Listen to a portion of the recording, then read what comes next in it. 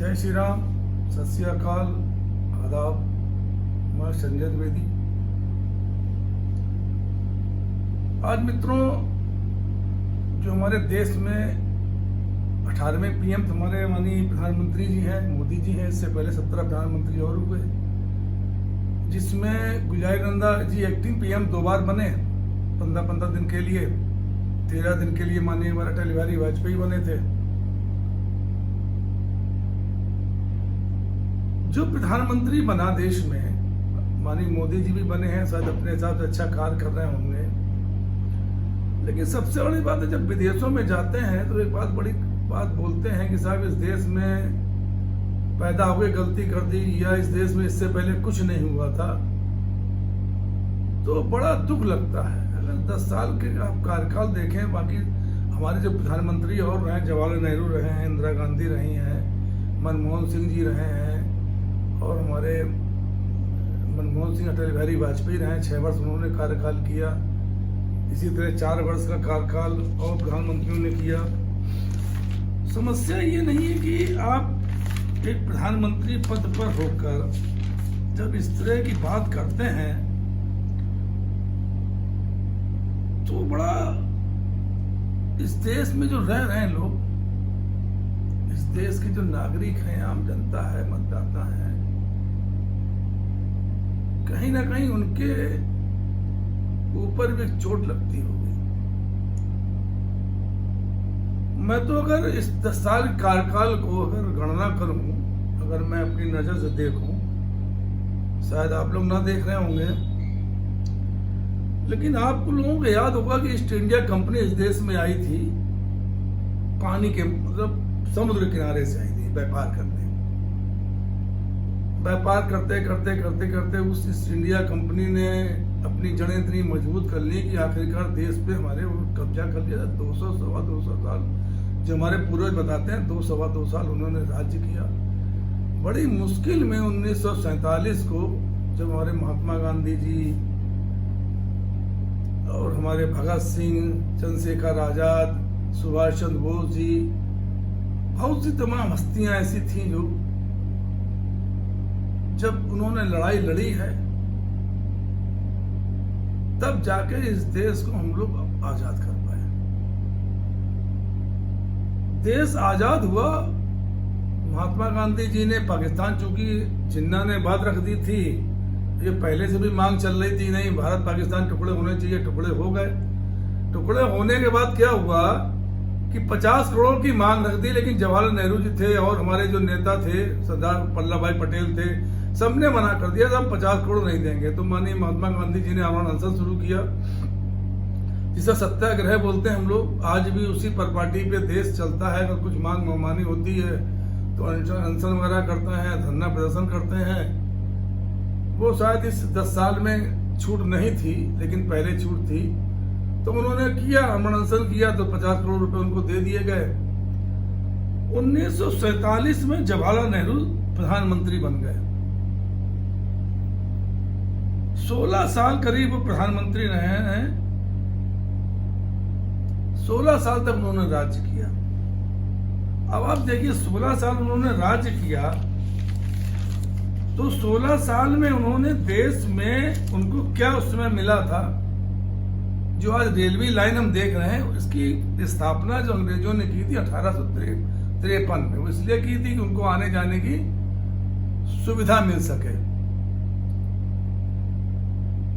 इस पे काम हुआ। अच्छा, हमारे पास उस समय का देश में देखा जाए कुछ नहीं था, क्योंकि हम गुलाम थे। गुलामी से हमारा देश आजाद हुआ था, तो यहाँ पे ऐसी कोई व्यवस्था नहीं थी जिससे हम अपने को विश्वगुरु बना सके या हम आगे बढ़ सकें। जवाहरलाल नेहरू जी ने देखा, उन्होंने अपने स्तर से देश को बढ़ाने के लिए अपने कार्य किए। सबसे पहले देखा उन्होंने सब जो पीसीयू, सार्वजनिक उपक्रम, ऐसा होता है कि हम सभी जानते हैं कि अगर प्राइवेटाइजेशन देश का हो जाएगा तो सरकार का उस पर कोई हस्तक्षेप नहीं होगा, सरकार उस पर कोई प्रकार का मतलब नहीं होगा। फिर तो जैसे अभी आपने देखा होगा, जियो ने और तीनों कंपनियों ने मिला के पैसे बढ़ा दिए और हमारी सरकार मूक दर्शक बनी रही। जो 666 रुपए का हमारा रिचार्ज होता था 3 महीने का, वो अब 799 होगा।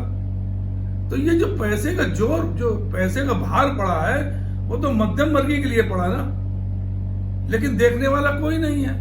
अब हम आते हैं जवाहर नेहरू पे। उन्होंने अपने हिसाब से देखा, और जवाहरलाल नेहरू जी ने 33 उपक्रम लगवाए थे। सार्वजनिक उपक्रम जो है वो उन्होंने 33 लगाए थे, और उन्होंने कार्य किया, इंफ्रास्ट्रक्चर के लिए काम किया, तमाम और काम किए, जिससे देश की उन्नत और खुशहाली हुई। इसके बाद गुलजारीलाल नंदा 13 दिन के लिए बने। गुलजारीलाल नंदा के बाद लाल बहादुर शास्त्री जी बने। उनका भी अपना कार्यकाल अच्छा रहा। उनकी अचानक डेथ हो गई, दौरे पे गए हुए थे, 1 साल उन्होंने भी राज किया। फिर इंदिरा गांधी ने 11 साल कंटिन्यूअस राज्य किया। 11 साल 59 दिन तक उनका कार्यकाल रहा है, और वो रहा 24 जनवरी से 1966 से 24 मार्च 1977 तक उन्होंने कंटिन्यूअस काम किया। काम अच्छे भी किए। बैंकें जो थी वो हमारे जो किसान थे, मध्यम वर्गीय थे, उनको ऋण नहीं देती थी, क्योंकि वो राष्ट्रीयकृत बैंकें नहीं थी, प्राइवेट बैंकें थी। तो इंदिरा गांधी ने सोचा कि अगर हम ऋण नहीं देंगे अपने किसानों को, अपने मध्यम वर्गीय को, तो शायद इस देश का हम तरक्की नहीं कर पाएंगे। उन्होंने उन बैंकों को राष्ट्रीयकृत कर दिया, और उसके बाद से बैंकों से लोन किसानों को भी मिलने लगा और हमारे मध्यम वर्गीय को मिलने लगा। इंदिरा गांधी ने जो है 66 सार्वजनिक उपक्रम लगवाए थे। सार्वजनिक उपक्रम 66 लगवाए थे इंदिरा गांधी जी ने। मनमोहन सिंह ने 23 लगवाए, अटल बिहारी वाजपेयी 17 लगवाए, राजीव गांधी ने 16 लगवाए, नरसिम्हा राव जी ने 14 लगवाए, मोरारजी देसाई भाई ने 9 लगवाए, लाल बहादुर शास्त्री भाई ने 5 लगवाए, I.K. गुजराल ने 3 लगवाए, H.D. देवगौड़ा ने 3 लगवाए, और बीपी सिंह ने 2 लगवाए। अब देखिए अंतर कहां हुआ। इन किसी प्रधानमंत्री ने इलेक्टोरल बॉन्ड के नाम से सीबीआई ईडी का दुरुपयोग करके पैसा इकट्ठा नहीं किया। आज जो इलेक्टोरल बॉन्ड में पैसा जो है वो किसके अधीन है? माननीय प्रधानमंत्री जी के अधीन होगा, माननीय मोदी जी, माननीय अमित शाह जी के अधीन होगा, बीजेपी के अधीन होगा पैसा वो। तो मैं ये पूछना चाहता हूं, तो जब इतने प्रधानमंत्री, हमारे 17 प्रधानमंत्री और नए हैं, उन्होंने इस तरह की कोई स्कीम नहीं चलाई, ना पीएम केयर फंड के नाम से पैसा लिया, ना उन्होंने लिया, आखिर क्यों? हम पिछले बात फिर आते हैं। इंदिरा गांधी जी ने देश चलाया। इंदिरा गांधी के समय ही, चूंकि इंदिरा गांधी ने 1966 में लिया था,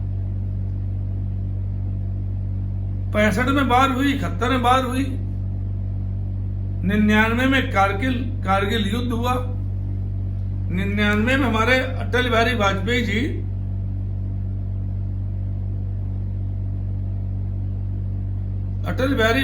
जी हमारे जो हैं प्रधानमंत्री थे।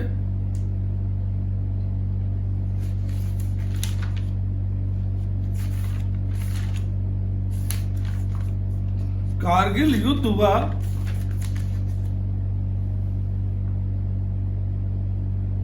कारगिल युद्ध में आपको मालूम होगा कि मुशर्रफ जी जो उनके राष्ट्रपति थे, उनको इंडिया बुलाया गया था।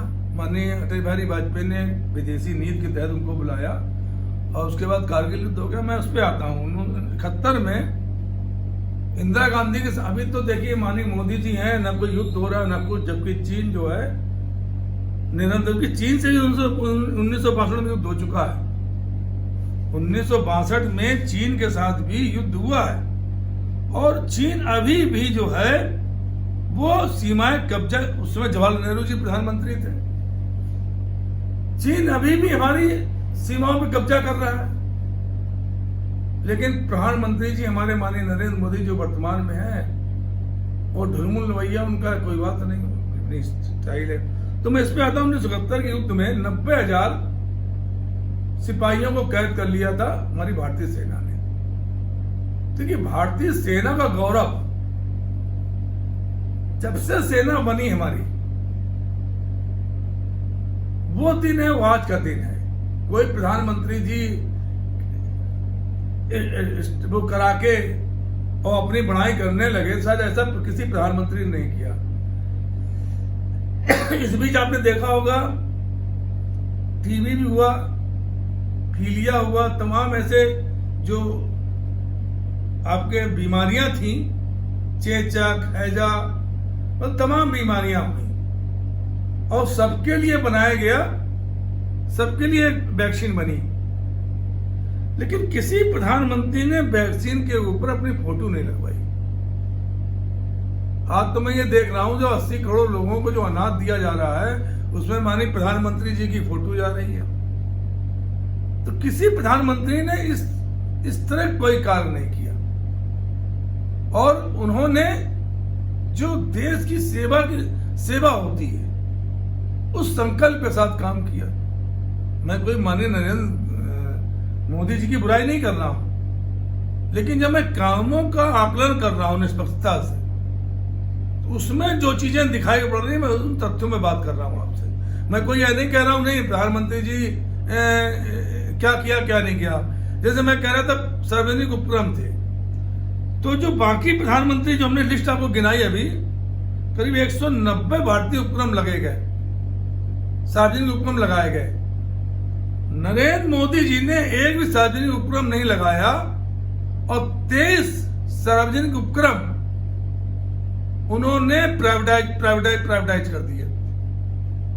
प्राइवेटाइजेशन में कौन है आपको मालूम है? एक ही दो चार, इनके 15-16 जो है, उनमें 2 जो सरताज हैं, उन लोगों का नाम है,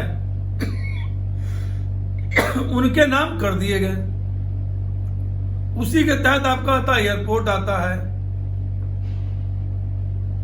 एयरपोर्ट हो गया, बीपीसीएल, तमाम ऐसे उपक्रम है जो उन्होंने। देखिए, अगर उपक्रम कोई घाटे में चल रहा हो, एयर इंडिया भी आज चली गई है, जाने वाली है। एयर इंडिया इसलिए लगाई थी, सरकारी चलेगी, वो भी हमारी उसमें थी, लेकिन उसका भी अता पता नहीं है। 2.5 लाख करोड़ का ऋण है देश पे। 2014 से पहले शायद 70-60 हजार करोड़ का ऋण रहा होगा। हम एक मुश्त जीएसटी से पैसा भी ले रहे हैं, उपक्रम भी बेचे जा रहे हैं, और ईडी के माध्यम से हम पैसा ले रहे हैं, आपके इसमें भी ले रहे हैं, आपके इलेक्टोरल बॉन्ड में पैसा ले रहे हैं। उसके बाद भी अगर हम प्राइवेटाइजेशन की तरफ भाग रहे हैं, देश को लेके जा रहे हैं, तो ये बिल्कुल लग रहा है कि साहब आने वाले समय में ईस्ट इंडिया कंपनी की तरह जो हमारे प्राइवेट के जो मालिक हैं, वो इस देश पे कब्जा कर लेंगे, सरकारों को कोई मतलब नहीं रहेगा। लेकिन खैर, इस बार चुनाव जो हुआ, स्पष्ट बहुमत न देके एक रास्ता तो खोल दिया, रास्ता दिखा दिया प्रधानमंत्री जी को कि आप इस टाइप के तानाशाही, अहंकार, अहम वाले निर्णय मत लीजिए। अब मैं आता हूं एक और पॉइंट पे, railway line, railway track. 1,21,000 kilometre की ट्रैक हमारी पड़ी हुई है। 25 स्टेट हैं, 7 हमारे वाले स्टेट हैं। उनमें जो है टोटल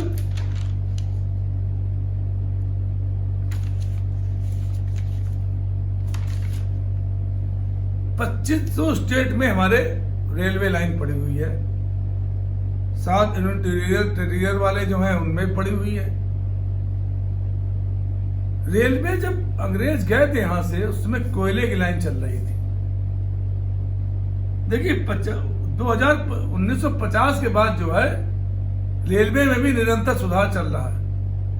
फिर हमारे डीजल इंजन आए, आज इलेक्ट्रिक इंजन आया। आज देश सुई से लेके, जब 1947 में देश आजाद हुआ था, यहां पे किसी चीज का प्रोडक्शन नहीं होता था। आज सुई से लेके हवाई जहाज बन रहे हैं। कौन बनवा रहा है? किसने बनवाए? कि जो हमारे ये 17 प्रधानमंत्री रहे हैं, इनकी मिली जुली कोशिश से ये कार्य संपन्न हो रहे हैं। आज गांव गांव में प्राथमिक स्वास्थ्य केंद्र है, स्कूल है। ये किसकी सोच थी? आप कह रहे साहब मनरेगा में पैसा दे रहे, मनरेगा किसकी सोच थी? मनरेगा भी कांग्रेस की सोच थी, माननीय मनमोहन सिंह की सोच थी। जिस मनरेगा की आप बुराई करते थे उस समय, जिस जीएसटी की आप बुराई करते थे, उसी जीएसटी को आप लेके आए सिर्फ बदल के। ईस्ट इंडिया जब अंग्रेज थे नमक पे लगा देते थे, वो नमक पर लगाया। तो महात्मा गांधी जी ने नमक आंदोलन किया था, बहुत बड़ा आंदोलन था, पूरा देश झकझोर दिया था उन्होंने। आज आपने किस किस पे जीएसटी लगा दी? दही पे लगा दी, छोटे छोटे खाने पीने आइटम पे जीएसटी लगी हुई है। बजट भी अभी आया, कोई मतलब नहीं है। तो मैं यही कहना चाहता हूं कि जो ये समय चल रहा है ये सबकी निगाह में आना चाहिए। ऐसा नहीं है कि एक तुलनात्मक अध्ययन करना चाहिए देशवासियों को। आप चुने, आपकी मर्जी। लेकिन अगर तेज तेज सार्वजनिक उपक्रम बेचे जा रहे हैं, कोई लग नहीं रहा है, 2.5 लाख करोड़ से ज्यादा का कर्ज देश में है, तो हम सब भारतीय तो आज कर्जे में डूबे हुए हैं। तो इसका मतलब जो आपका जो बन रहा है, जो सरकार चल रही है, सरकार चला रहे हैं, वो किस पे चल रही है? कैसे चल रही सरकार? भाई महंगाई बढ़ रही है, बेरोजगारी बढ़ रही है, आर्थिक नीतियों का आपका पता नहीं। तो इस तरह से अगर सरकारें चलेंगी तो देश में खुशहाली कहां से आएगी? देश की उन्नति कहां से होगी? सरकार आपकी चल रही है, प्रधानमंत्री जी आप हैं, अच्छी बात है। लेकिन अगर देश किसी को प्रधानमंत्री पद पे चुनता है, अगर मुख्यमंत्री उस पार्टी के विधायकों को चुनता है और उसका मुख्यमंत्री बनता है, तो उसका जो काम होता है कि हमारा जो इंफ्रास्ट्रक्चर कैसे बढ़े, हमारी आर्थिक नीतियां कैसे हों और कैसे चले, जिससे देश या प्रदेश खुशहाल हो। आज क्या हो रहा है? मैं वही बात आपसे कहना चाह रहा हूं कि जो माननीय प्रधानमंत्री सब इस्तेमाल करते हैं। अभी फरवरी में जो संसद चल रही थी, उसमें माननीय प्रधानमंत्री जी कहते हैं एक अकेला सब पे भारी। अभी मैंने सांसद भवन देखा था, उदास थे, कह रहे मेरा गला घोंट दिया गया, मेरा 2.5 घंटे तक गला घोंट दिया गया। देखिए आप, एक अकेला सब पे भारी और उनका गला घोंट दिया गया। तो इस तरह के जो बयान है, इस तरह की चीजें जो हैं, इस देश में एक सही किसी चीज का चित्रण पैदा नहीं करती है। देश में आपने अभी अंबानी अडानी के लिए बोला आपने चुनाव प्रचार में कि साहब वो टेम्पो भर जा रहे हैं, अंबानी अडानी घर पे जा रहे हैं, अंबानी अडानी भेज रहे हैं, कांग्रेस पार्टी घर में जा रहे हैं, राहुल गांधी के यहाँ जा रहे हैं। क्या हुआ? प्रधानमंत्री पद पे बैठ के शब्दों का अगर चयन, चाहे अमित शाह जी हो हमारे, चाहे माननीय प्रधानमंत्री जी हो, जो अहंकार अहम जो है, अभी अमित जी महाराष्ट्र गए थे। शरद पवार जी हमारे सबसे बुजुर्ग नेता हैं, वरिष्ठ नेता हैं, इनका माननीय प्रधानमंत्री जी सम्मान करते हैं, जैसे वो माननीय बाला साहब ठाकरे का सम्मान करते हैं। लेकिन उन्होंने पार्टी तोड़ने में परहेज नहीं किया, उनकी पार्टी टूटने में परहेज नहीं हुआ। भ्रष्टाचार के सरदार हैं।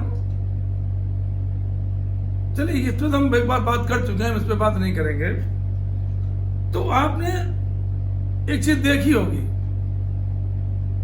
कि जो इतने प्रधानमंत्री रहे हैं, किसी ने कहा गरीबी हटाओ का नारा दिया, किसी ने कोई नारा दिया, लाल बहादुर ने दिया जय जवान जय किसान, उन्होंने ये नारा दिया था।